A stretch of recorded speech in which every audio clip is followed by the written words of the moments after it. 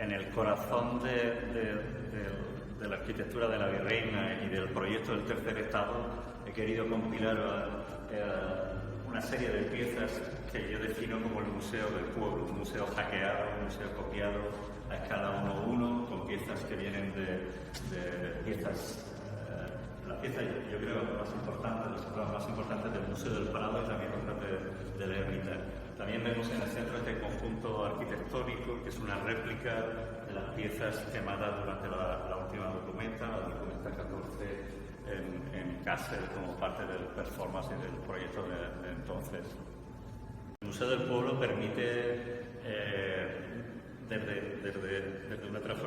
desde una utilización casi performática, una utilización absolutamente pedagógica, acercarse a piezas que normalmente son inamovibles en los museos en los que están, no se podrían compilar, y de alguna forma jugar con esa idea en el que tú te conviertes en creador, en el que tú te apropias de piezas que son muy difíciles, como digo, de moverse o de acercarse a ellas, a verlas o a intentar interpretarlas.